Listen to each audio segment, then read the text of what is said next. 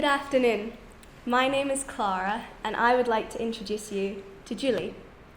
These are Grayson Perry's The Essex House Tapestries, the life of Julie Cope, and through this textile diptych, they tell the extraordinarily ordinary tale of one woman's life, loves, and death. Over the course of Julie's 61 years, she lived in various parts of Essex, had 2 marriages, 2 children, and 1 life-changing trip to India. Perhaps most fascinating of all, however, is that Julie Cope is a fictional character. Designed in part to pay homage to the county in which she was born and raised, these tapestries were created by Perry in 2015. Born in Chelmsford, Essex in 1960, Turner Prize-winning artist Grayson Perry is known for his ceramic and textile art. As in many of Perry's works, his childhood experiences, the exploration of social class, and historical traditions that have come before him play a crucial role in influencing his work, and these tapestries are no exception. His deep personal connection is evident through the meticulous, if modernized, creation of them. After months of sketching and weeks of computer-aided drawing, the design was adapted for weaving through the consideration of color swatches and weaving of sample sections. A modernized digital jacquard loom was then threaded for 4 days before weaving the tapestry in about 5 hours by specialized Flemish weavers. Contextually, the tapestries are also part of a wider Gesamtkunstwerk, or total work of art, as they are included within a house for Essex, a secular chapel which is situated overlooking the Stour estuary. It was a collaboration between Perry and Fat Architecture to design a rentable building in which inhabitants can be fully immersed in contemporary art, and in this case, Julie's life. But this is the expository. It is why an audience is able to see Julie, but not why they care about her. This comes from an element that Perry excels in his work, a narrative. Julie was born in 1953. Not only raised from the obscurities of Perry's mind, she had to be raised out of her family home to escape the Canby flood. The almost sanctified nature of her story is evident from the halo that surrounds her as a baby. Her life is one of vivid 60s and 70s colour, which burst from the fabric and are blended through the viewer's eye.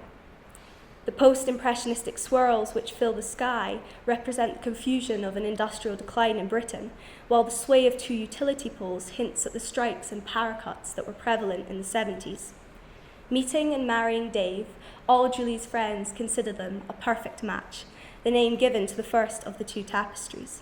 However, the demanding and fraught nature of their relationship as it develops with marriage and children is evident from the overstretched and shaky semicircles which radiate from the couple. The inevitable breakdown of the couple's relationship following Dave's multiple affairs is clear through their faces, which are purposely turned away from each other and contain vacant downward expressions. Perry's personal experiences are also present in the teddy that Julie's younger child holds, which is a depiction of Perry's childhood teddy bear, Alan Measles, around whom he created a fantasy world to deal with his difficult feelings towards his mother and stepfather. The child also points towards a copy of J.R.R. Tolkien's Two Towers. This references the band Dave was in when Julie met him, called the Riders of Rohan. However, Julie has also metaphorically alluded to the eye on Sauron's tower being the default male gaze that has fallen on society. It is an idea that Perry appears to fight against in his complex depiction of Julie's life as she drives her own narrative forward.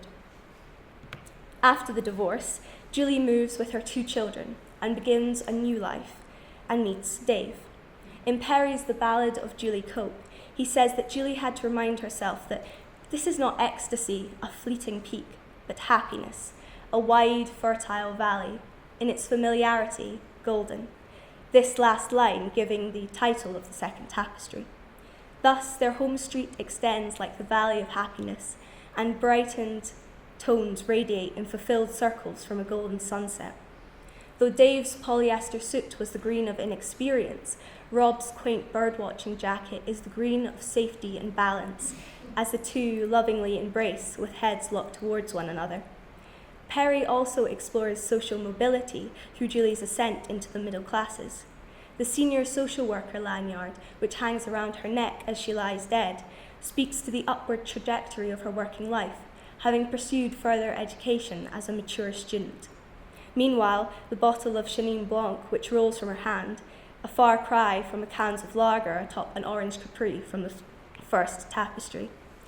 These may only be little nods and hints to elements of a life, but they make Perry's tapestries endlessly exciting and intriguing, with always a new thing to notice with each glance.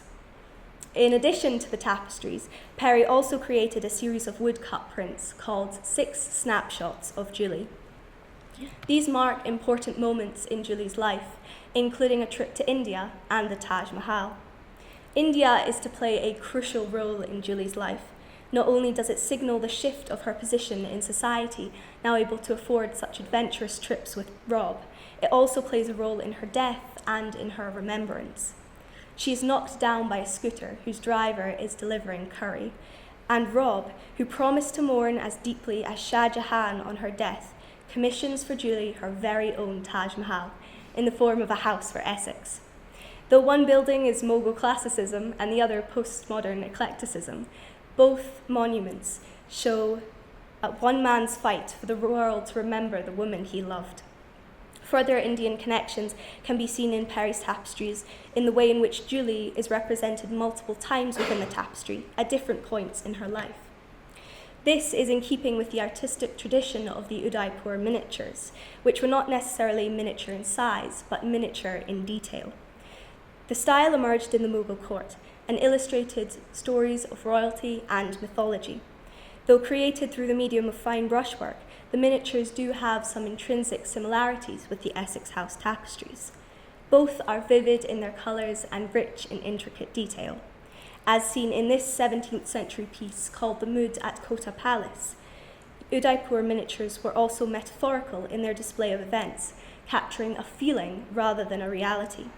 In this piece, a myriad of vantage points are represented to express the busyness of court life, and like Julie when she first emerges through the roof of her house, the king is adorned with a dazzling gold halo.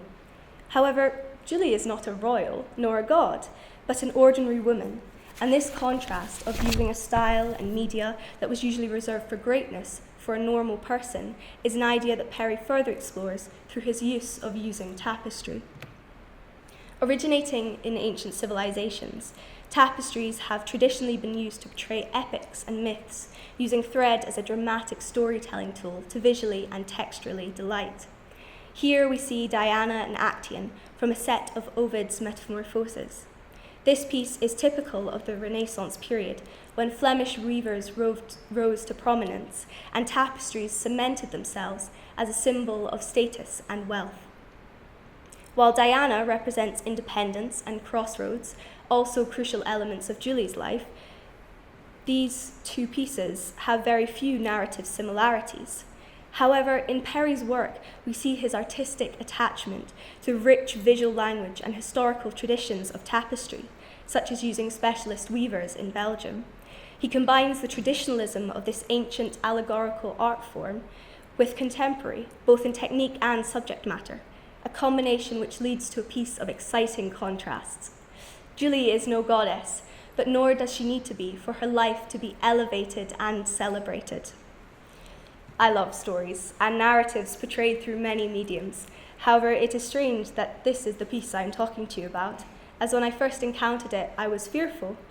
I first saw the life of Julie Cope in 2019, when the tapestries were exhibited at the Dovecot Studios in Edinburgh. As a 12-year-old, it was more than a little overwhelming to see such vivid life and death in the form of 2 3 by 15 metre wall hangings. However, as my interest in art progressed through my own fascination in fibre art, I revisited the Julie Cope tapestries from a new viewpoint and felt truly able to appreciate the powerful artistic combination of visual and verbal storytelling. So, who is Julie? Julie could be seen as a fictional means to an end, allowing Perry to display his craftsmanship and the love he holds for his county of origin. Equally, she could be the portrayal of cultural revolution and the appearance of social advancement in the modern world. However, Julie also represents us. In Perry's words, the tapestries are the trials, tribulations, celebrations, and mistakes of an average life.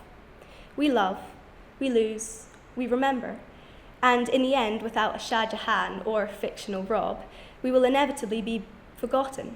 But through Julie, Perry reminds us that we can still be extraordinary to those who know and love us best. Thank you for listening.